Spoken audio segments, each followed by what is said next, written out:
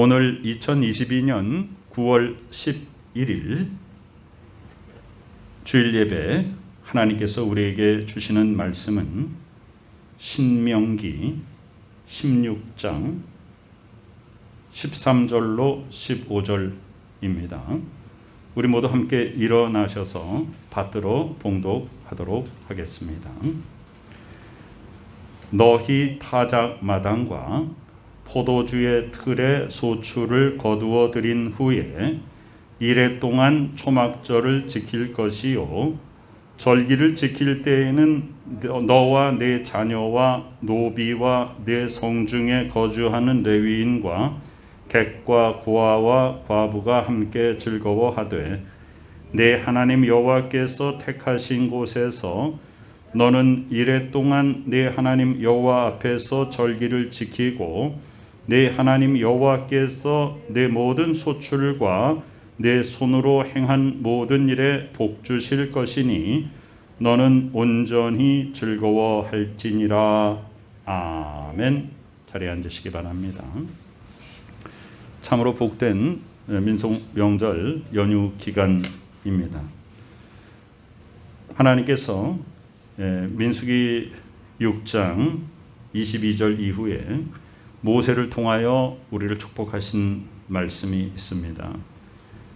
여호와는 네게 복을 주시고 너를 지키시기를 원하시며, 여호와는 그의 얼굴을 네게 비추사 은혜 베푸시기를 원하며, 여호와는 그 얼굴을 네게로 향하여 드사 평강 주시기를 원하노라. 아멘. 얼마나 복된 말씀인지 모릅니다. 하나님께서는 우리에게 이렇게 복 주시기를 원하십니다. 오늘의 말씀의 제목은 하나님의 절기와 사람의 절기라고 하는 제목인데요. 우선 하나님의 절기가 어떤 것인가? 오늘 우리가 읽은 부분은 초막절에 관한 부분인데요. 이스라엘은 3대 절기를 특별히 중요하게 생각합니다.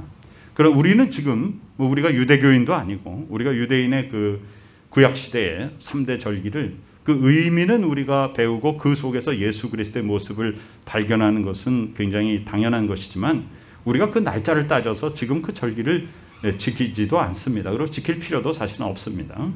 그런데 그 속에는 굉장히 큰 의미가 담겨 있습니다. 그 의미는 그 하나로 뭐냐 하면 하나님 안에서의 우리의 화목함입니다. 그리고 기쁨입니다. 이스라엘의 그 3대 절기는요, 유월절과 오순절과 초막절인데요. 유월절은 이제 니산월, 유대의 종교력이 옛날에는 니산월이 이제 7월이었는데 출애굽함으로 말미암아 1월로 바뀌게 됩니다. 그래서 니산월이 1월이 되고요. 그래서 1월 14일이 유월절입니다. 애굽에서 탈출한 날이죠. 그런데 우리 지금의 달력에 의하면 한 3, 4월경이 됩니다. 봄이 됩니다. 두 번째의 그 절기는 바로 성령께서 임하신 오순절입니다. 그래서 이 구약 시대의 오순절 50일째 되는 날, 그리고 만으로는 49일이 꽉 채워지는 날이죠. 그래서 77절이라고도 하죠. 그 오순절은 신약교회에 와서 성령의 임하심으로 우리에게 성령 강림절이라고 하는 새로운 의미가 우리에게 다가오게 됩니다. 이 오순절은 우리 달력으로는 6월절로부터 약 한두 달이 지나서 5월에서 6월, 6월절로부터 어떻게 되는 거예요? 50일째지 않습니까? 그래서 그때 이제 6월절을 지키게 됩니다. 굉장한 그 축제 절기이죠. 세 번째는 바로 초막절입니다. 이 초막절은요, 초막이라고 하는 것이 이제 들판에 이렇게 그 초막을 지어가지고 거기서 이제 지냈다는 것이죠. 이스라엘 백성들이 40년 동안 가나안으로 가는 여정, 광야에서 지낸 40년에 그 힘들었던 것을 기억하는데요. 이때가 그 우리 달력으로 보면 9월에서 10월에 해당하기 때문에 우리의 추석 절기와 상당히 맞물려 있습니다. 지금도 이스라엘 사람들은 이 초막절에 이 텐트 들고 나가가지고 허름하게 이렇게 짓고 바깥에 나가서 거기서 잠자고 그러면서 초막절을 지킵니다. 일주일 동안 장막에 거하고 그리고 하나님께서 지켜주신 것을 감사하는 축제가 바로 초막절인데요. 우리의 이게 추석과 상당히 시기적으로도 비슷할 뿐 아니라 이때에 오늘 우리가 읽은 부분에 보면 타작마당과 포도주 틀에 소출을 거두어 드린 후에 일주일 동안 초막절을 지켜라 그랬죠. 그러니까 이때가 언제냐면 추수하고 나서다 그 말입니다. 우리가 이 추석을 기억하는 것도 추수와 상당히 맞물려 있는 것이죠. 알곡을 거두고 나서 그것에 대한 감사와 또 이듬해 그 풍년을 또 기원하는 것입니다. 이 모든 절기는 하나님이 정하신 이 절기는 어떤 의미를 가지고 있는가? 진정한 예배자로 하나님이 부르시는 것입니다. 우리의 삶 가운데 작은 것이라도 놓치지 아니하고 하나님이 우리에게 역사하셨음을 기억하고 그것을 감사하는 것입니다. 우리는 모두 다 하나님의 백성입니다라고 하는 것을 우리가 다 함께 모여서 그 일정 기간 동안의 절기를 지키면서 우리는 하나님의 백성입니다. 이렇게 우리는 고백하는 것이죠. 그런데 이 구약시대에 그 율법의 법도가 굉장히 엄중했던 그 시절에 그 날짜가 딱 정해진 날짜가 있음에도 불구하고 우리가 역대하 29장 30장에 보면요, 이 히스기야 왕이 오랜만에, 그 전에는 아주 악한 왕들이 계속 있어가지고 이 유월절을 지키지 않았습니다. 그 오랜만에 지금 유월절을 지키려고 했더니 유월절을 지키는데 필요한 제사장들과 또 많은 지파들이 함께 모이고 하는 이런 시간이 지금 없는 거예요. 그래서 어떤 결정을 하게 되냐면 원래 유월절이 1월 14일인데 한 달이나 연기를 해가지고 2월 14일에 유월절을 지킵니다. 자, 우리가 소위 세상에서 말하는 법도라고 하는 걸 생각한다면 아니 어떻게 명절 날짜를 갖다 1월 14일인데 우리 마음대로 2월 14일로 한 달을 연기하느냐? 그것도 미리 하는 것도 아니고 뒤에? 이거 큰일 날 일 아니냐? 이렇게 생각을 지금도 우리는 하는데 이 시대에는 그 구약시대, 그 옛날에 그 하나님 아버지의 법도를 갖다가 목숨처럼 생각했던 그때에 그 날짜를 어긴다는 것은 이건 보통 일이 아닙니다. 그런데 우리가 좀 생각을 바꿔야 될 필요가 있어요. 이 구약시대에는 아주 엄중하고 그런 날짜에 완벽하게 그것을 지키고 조금도 어긋나는 일이 허용되지 않았다고 생각할 수 있는데 그렇지 않은 경우가 구약 성경에 참 많이 있습니다. 그럼 중요한 건 뭐냐? 1월 14일 날짜를 지키는 것이 아니에요. 중요한 것은 뭐냐? 모든 민족이 함께 모여서 하나님께서 우리를 해방시키신 것을 감사하며 우리는 주의 백성입니다라고 하는 것을 하나님 앞에 예배드리면서 고백하고 모든 민족이 함께 모여서 주 앞에서 기뻐하고 즐거워하는 것이에요. 그것이 목적입니다. 그것이 절기의 목적입니다. 그래서 하나님께서 날짜를 다 정해주셨음에도 불구하고 형편이 닿지 않으니까 우리가 하나님 앞에 진정한 절기의 예배를 드리려면 한 달의 시간이 더 필요하다 해서 2월 14일에 유월절을 지나게 됩니다.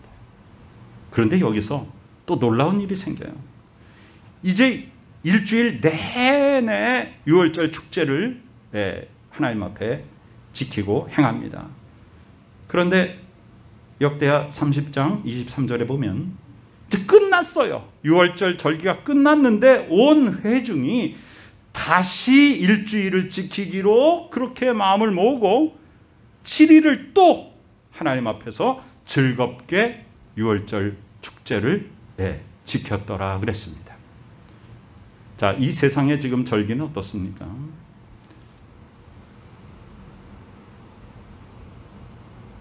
우선 이 추석을 우리가 지키게 된 그 유래는 이 달 숭배 사상에 굉장히 깊게 연관되어 있습니다. 이 고대로부터 이 달이라고 하는 것은 참 신비롭죠. 그런데 이 달의 굉장히 그 신비로운 특징이 뭡니까? 초승달이 되었다가 점점 커지면서 보름달이 됐다가 다시 또 줄어들고 금음이 됐다가 또 다시 그래서 그것을 보면서 많은 사람들이 야, 이건 굉장히 신기하다. 여기에 뭔가 새로운 생명력을 주는 무엇이 있나 보다. 또 이것은 농사를 짓는 것과 굉장히 연관되어 있다. 우리가 밭을 갈고 씨를 뿌리고 아무것도 없는 속에서 이제 싹이 트고 쫙 줄기가 자라나고 거기서 알곡이 열매 맺는 것이 마치 초생달이 금음 속에서 나타나가지고 점점 커져서 보름달이 되는 것과도 같다. 추수해가지고 이제 모든 알곡들이 없어지고 나면 달이 점점 작아져가지고 또 금음이 되는 것처럼 이런 모든 모습들을 농사와 연관지어서 생각했습니다.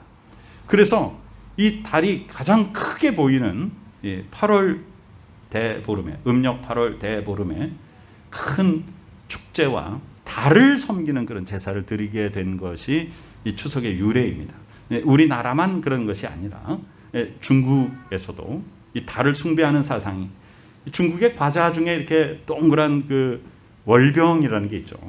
그게 바로 달의 모습을 그대로 묘사한 그런 간식이죠. 그리고 우리 한국에서도 곡식을 묶어서 대문에 걸어 놓습니다.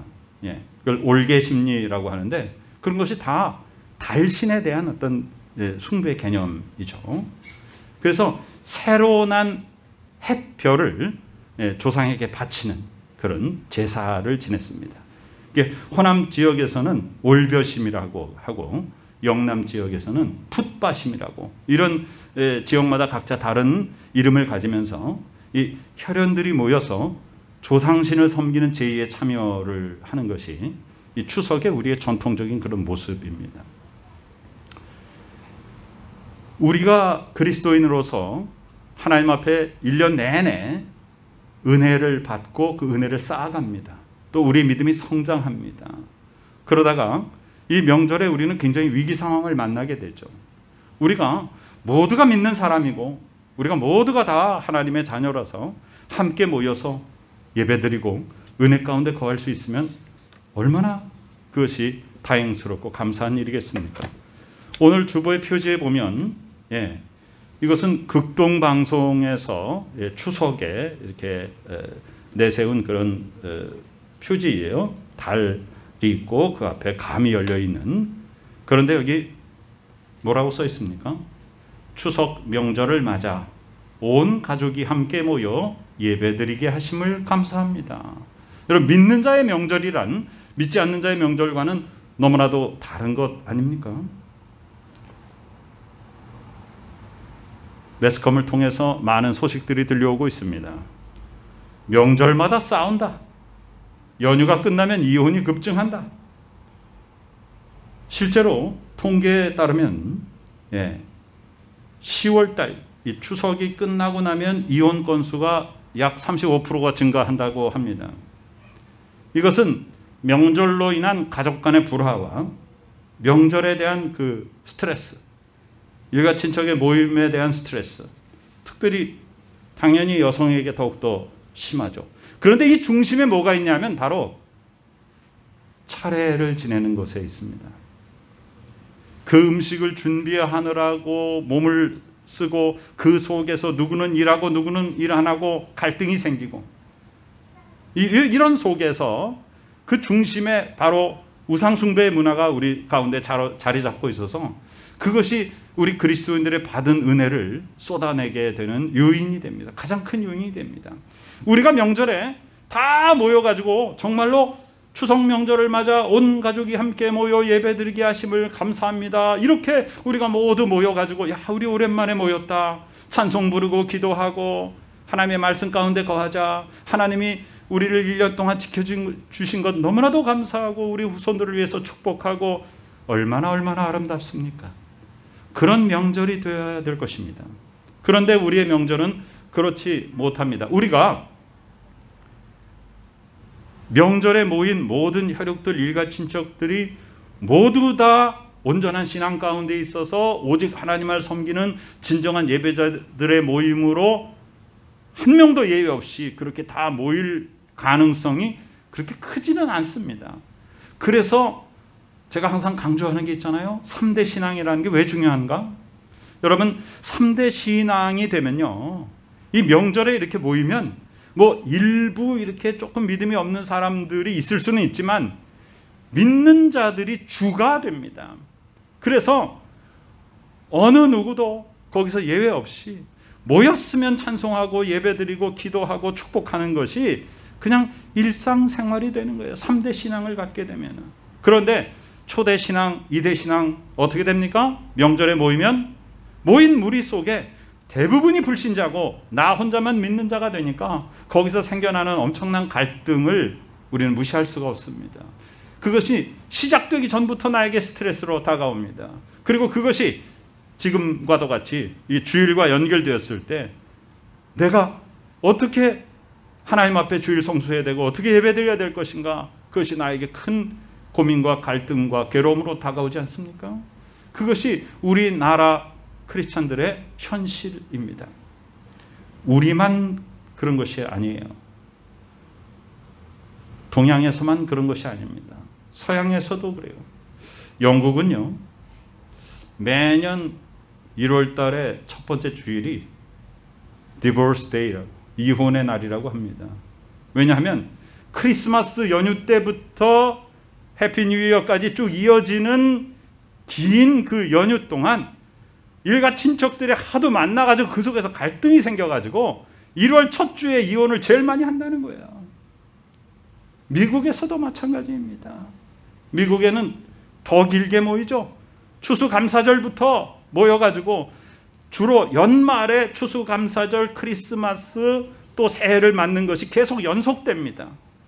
그러다 보니까 계속 그동안 만나지 못한 일가 친척들이 모이게 되고 그 속에서 갈등이 생겨가지고 그것으로 말미암아 굉장히 아주 불편한 그런 어려운 결과를 갖게 된다는 것이죠. 그러나 하나님 아버지께서 우리에게 정하신 절기는 그렇지 않습니다. 여러분, 만약 우리가 추석 때 어떤 하나의 가정을 해보십시다. 이것은 실제로 우리에게 이 한국 사회에서 일어나고 있는 현실이잖아요. 추석이 다가오기 전부터, 제가 추석 바로 전에 뭐 어떤 분한테 얘기를 들었습니다. 누굴 만났는데 이 추석이 다가오기 때문에 지금부터 너무너무 스트레스를 받아가지고 막 그런 얘기를 하시더라고요. 추석이 이제 곧 다가오는데 그 추석이 앞두고 그걸 다가오는 것이 너무너무 스트레스다. 그 먼 길을 가야 되고 거기서 또 사람들을 만나야 되고 누구 집에 먼저 갔다 왔니, 어쨌니, 늦게 왔니, 뭘 했니, 이런 것들에 대한 스트레스가 너무너무 심해서 견딜 수가 없다는 거예요. 그런데 여러분, 만약 그렇게 견딜 수 없는 스트레스를 받고 추석 명절을 지냈는데 거기서 야, 우리 일주일 더 지내자 그러면 어떻게 하겠어요? 정말 그 정상적인 상태가 되지 못할 것입니다. 그런데 이 성도들이 아까 말씀드린 역대하 30장에서 정말 오랜만에 제대로 된 유월절을 지냈는데 너무너무 기뻐서 자, 이제 유월절 절기가 다 끝났습니다. 각자 다 고향으로 돌아가세요 그랬더니 아, 우리 일주일 더 합시다 그랬단 말이에요. 여러분, 하나님의 절기와 사람의 절기가 이렇게 다른 거예요. 하나님의 절기는 그 안에 기쁨과 화목이 있습니다. 그러나 지금 부정적인 측면을 가지고 있는 우리의 절기 속에는 불화와 갈등이 남아 있는 것이죠. 그런데 이것은 바른 신앙을 가지고 있을 때 이야기입니다. 하나님께서 구약 성경에서 어떤 말씀을 많이 하시냐면 이사야서 1장 14절에 보면 하나님의 마음이 너희의 월삭과 정한 절기를 싫어한다. 그것이 하나님께 내게 무거운 짐이라 내가 지기에 곤비하였느니라. 이런 말씀을 하시거든요. 왜 이런 말씀을 하시는가? 신령과 진정으로 드리는 예배자의 마음이 없이 그냥 형식적인 절기만 지키는 거예요. 하나님이 나 불편하다. 너희들이 진정한 마음으로 그 절기를 기뻐하며 그 안에서 화목하면서 나 여호와를 경배하는 것이 아닌 형식적인 절기를 지키는 거 하지 말아라. 그래서 특별히 12소 선지서에는 그런 말씀이 많이 나오죠. 호세아서 2장에는 내가 그의 모든 희락과 절기와 월삭과 안식일과 모든 명절을 폐하겠다. 너희가 명절날과 여호와의 절기에 무엇을 하겠느냐. 특별히 아모스에서는 더 강력하게, 아모스서 5장 21절에 보면 내가 너희 절기들을 미워하며 멸시하며 너희 성회들을 기뻐하지 아니하나니 그랬습니다. 왜 남한국 유다가 바벨론에게 사로잡혀 갔습니까?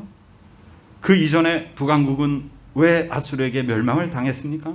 바로 하나님 앞에 진정한 마음으로 예배 드리지 않았기 때문이며, 형식적인 예배의 결과는 뭐냐면 삶이 변하지 않은 것이에요.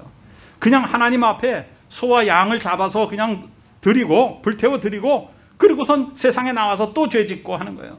만약에 우리가 지금 우리의 예배의 자리에서 그냥 몸만 나와서 그냥 열린 귀로 말씀을 그냥 듣고 세상에 돌아가서 우리의 삶이 변하지 않고 또 세속화된 삶을 살고 있다면 구약시대에 형식적인 제사를 드리고 하나님 아버지의 뜻을 이 땅에 이루지 못한, 전혀 속사람이 변하지 않은 그런 구약시대 성도들, 하나님 아버지의 마음을 아프게 하고 포로로 끌려가서 거기서 말씀의 양육을 받았던 그 옛날 구약시대 성도들과 다를 바가 없는 것입니다. 이제 말씀을 좀 정리하고 마무리를 할까 합니다.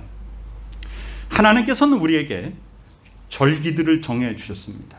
그래서 구약시대의 유대인들은 그 절기들을 굉장히 중요하게 지켰습니다. 지금 우리는 신약교회에서 우리에게도 절기들이 있습니다. 우리에게 부활절도 있고 또 성령 강림절도 있고 추수감사절도 있고 성탄절도 있고 또 신년을 감사하는 날도 있습니다. 그러나 그 절기라고 하는 그 날짜를 중요하게 생각하고 그 절기라고 하는 형식을 중요하게 생각하는 것이 아니라 그 내면의 뜻, 하나님이 절기를 정하신 그 뜻은 무엇인가? 하나님 앞에 화목하라고 하는 것이며 하나님 안에서 기뻐하라고 하는 것이며 우리는 하나님의 백성임을 하나님 앞에 감사하는 것입니다. 그리고 우리가 하나님의 뜻대로 살 것을 하나님 아버지 앞에 다짐하는 것입니다. 우리가 세상에서의 이 명절 절기 속에서 우리가 정말로 믿는 자로서 하나님 아버지의 뜻을 찾고 우리가 이 명절을 통해서 가족들이 함께 모여서 하나님 앞에 예배드리고 명절을 맞아 온 가족이 함께 모여 예배드리게 하심을 감사합니다라는 이 고백 가운데 함께 찬양하고 말씀을 선포하고 함께 하나님 앞에 예배드리는 그런 가족들이 우리 가운데 이루어지고 완성되고 우리 그리스도인들 한 사람이 선한 영향력을 모든 혈육들 속에 끼쳐서 우리 모두가 믿음의 영향력 속에서 믿는 자들이 함께 모여서 하나님 앞에 예배드리는 복된 명절이 되기를 소망합니다. 그것이 하나님께서 우리에게 명절을 주신 귀한 뜻입니다. 우리 모두가 항상 하나님 아버지의 은혜 가운데 거하며 하나님 아버지의 복된 축복과 사랑 가운데 거하며 복받은 자로서 복받은 자에 합당한 삶은 그 복을 나누는 것입니다. 사랑받은 자에 합당한 삶은 그 받은 사랑을 나누는 것입니다. 구원받은 자에 합당한 삶은 그 구원의 복음을 전하여서 아직 구원받지 못한 사람들을 구원에 이르도록 안내하는 것입니다. 하나님의 은혜가 이 복된 명절에 우리 가운데 넘치시기를 간절히 축원합니다. 하나님께서 진정 기뻐하시는 복음의 터 위에 든든히 바로 서서 하나님의 나라를 확장시켜 나가는 복된 우리 모두가 되시기를 간절히 축원합니다. 아멘. 모두 자리에서 일어나시기 바랍니다. 아버지 하나님의 은혜에 감사드립니다. 우리에게 이 복된 민속 명절을 주심을 감사드립니다. 추석 명절을 맞아서 온 가족이 함께 모여 예배드리게 하심을 감사합니다. 이 고백 가운데 주 안에서 하나 되는 우리 모두가 되게 하여 주시옵소서. 지금은 우리 구주 예수 그리스도 귀하신 은혜와 하나님 아버지 크신 사랑하심과 성령님의 놀라운 역사하심이 이 절기 속에서 하나님 안에 화목하며 우리가 기쁨을 누리며 진정한 예배자로 하나 되는 복된 믿음의 식구들의 머리 위에 지금부터 영원까지 함께 계시옵기를 간절히 축원하옵나이다. 아멘.